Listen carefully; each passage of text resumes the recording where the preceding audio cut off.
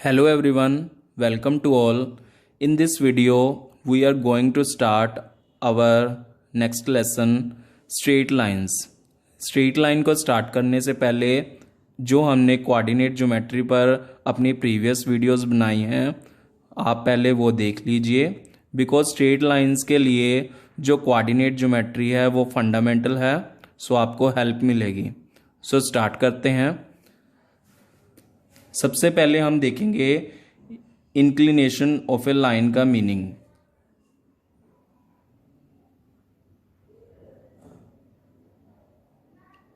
Inclination of a line,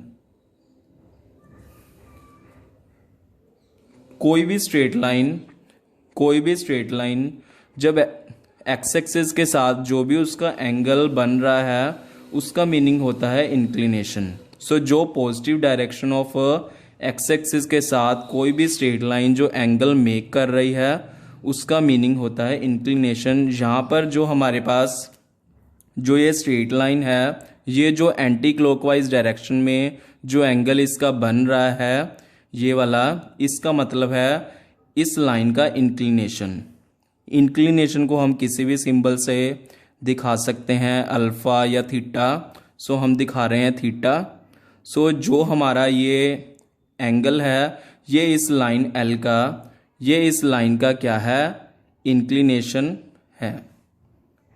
so inclination क्या है, it is the angle theta made by a straight line with positive direction of x axis. या फिर आप कह लीजिए कि एंटी क्लॉकवाइज डायरेक्शन में कोई भी लाइन जब एक्स एक्सिस के साथ एंगल बना रही है वही उस लाइन का क्या होगा, इंक्लिनेशन होगा।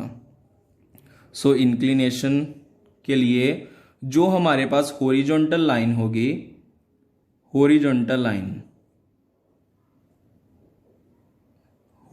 लाइन का मतलब जो पैरेलल टू एक्स एक्सिस होगा। जो line parallel to x axis होगी, जो हॉरिजॉन्टल लाइन है उसकी जो इंक्लिनेशन हमारे पास आएगी वो होगी 0 डिग्री इंक्लिनेशन अगर कोई लाइन हॉरिजॉन्टल लाइन है। जो वर्टिकल लाइन होगी हमारे पास, वर्टिकल लाइन और we can say parallel to y axis, जो इसका इंक्लिनेशन आएगा वो होगा 90 डिग्री। यानी कि हमारे पास अगर ये एक्स एक्सिस है and this is y axis, जो ये line parallel to x axis होगी जो इसकी इंक्लिनेशन आएगी वो होगी 0 डिग्री। अगर कोई लाइन वाई एक्सिस के पैरेलल है उसकी इंक्लिनेशन होगी 90 डिग्री। वाई एक्सिस के पैरेलल बोल सकते हैं और परपेंडिकुलर टू एक्स एक्सिस भी इसको कहा जा सकता है। सो उसकी इंक्लिनेशन होगा 90 डिग्री। अब देखते हैं हम स्लोप ऑफ ए लाइन कि किसी लाइन के स्लोप का क्या मीनिंग है। स्लोप ऑफ ए लाइन,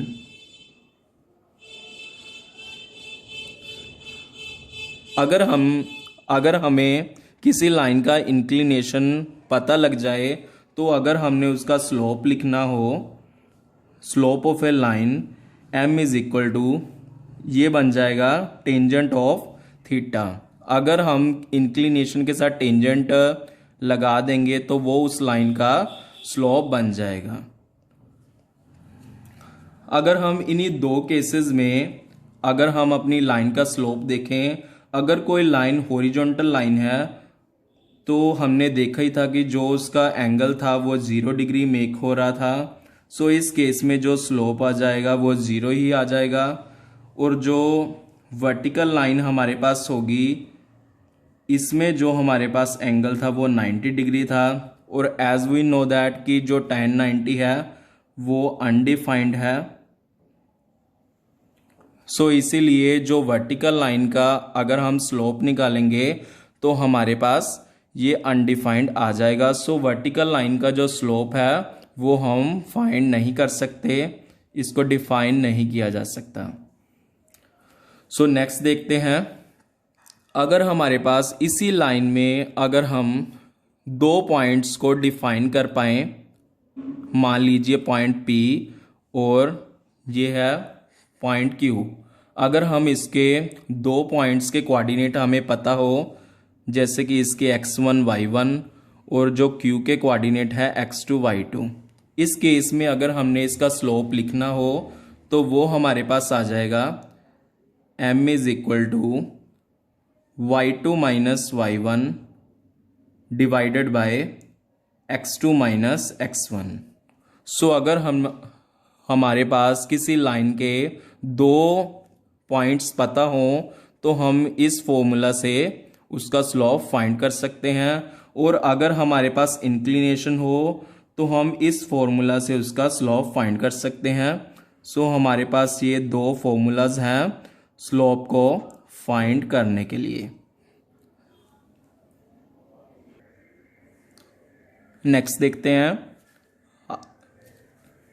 इन दो केसेस में हमारे पास अगर कोई दो लाइन पैरेलल हो और 90 डिग्री पर हो यानी कि परपेंडिकुलर हो, तो इन केसेस में अगर हम इनका स्लोप का रिलेशन लिखना चाहें तो वो क्या होगा। जैसे कि हम देख सकते हैं कि ये दो लाइंस L1 और L2 हैं, इनका दोनों का इंक्लिनेशन सेम है, बिकॉज ये दोनों कोरस्पॉन्डिंग एंगल एक्स एक्सिस के साथ सेम आ जाएंगे। सो इसीलिए जो इनका रिस्पेक्टिव जो स्लोप होगा m की वैल्यू होगी वो भी सेम आ जाएगी। सो जो हमारे पास अगर कोई दो लाइन पैरेलल हो, if two lines are parallel,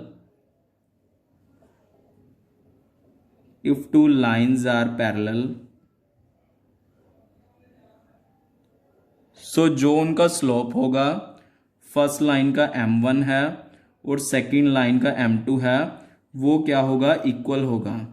यानी कि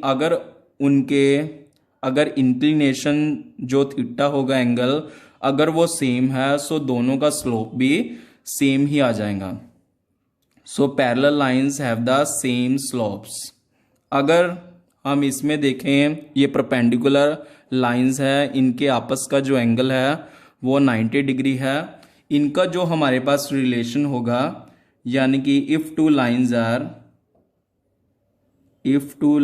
आर परपेंडिकुलर, सो जो इनका स्लोप होगा वो होगा, इनका जो रिलेशन है स्लोप का वो है m1 m2 is equal to -1, यानी कि जो प्रोडक्ट ऑफ स्लोप्स है वो नेगेटिव ऑफ 1 है। अगर हमने m2 की या m1 की वैल्यू निकालनी हो इसमें, तो ये आ जाएगी हमारे पास -1/m1। यानी कि अगर हमारे पास एक लाइन हो और उसके परपेंडिकुलर लाइन का स्लोप अगर हमने फाइंड करना हो तो हम उसका क्या कर देंगे, नेगेटिव एंड रेसिप्रोकल। यहाँ पर एक चीज नोट करने वाली है कि जो इंक्लिनेशन होगा, कोई भी लाइन यहाँ पर पैरेलल टू वाई एक्सिस नहीं होना चाहिए, बिकॉज अगर पैरेलल टू वाई एक्सिस होगा तो ये रिलेशन हम डिफाइन नहीं कर पाएंगे। यानी कि पैरेलल टू एक्स एक्सिस और परपेंडिकुलर टू वाई एक्सिस और परपेंडिकुलर टू एक्स एक्सिस, यहाँ पर हमारे पास कोई लाइन नहीं है। उसके अलावा कोई भी हमारे पास इंक्लिनेशन हो सकती है। ये दोनों रिजल्ट्स उसके लिए वैलिड हैं, लेकिन ये दोनों रिजल्ट उस केस में वैलिड नहीं होंगे अगर हमारे पास कोई भी लाइन, इन दोनों में से कोई भी लाइन अगर पैरेलल टू वाई एक्सिस हो तो। सो आज के लिए इतना ही। If you like this video then please subscribe my channel and thanks for watching.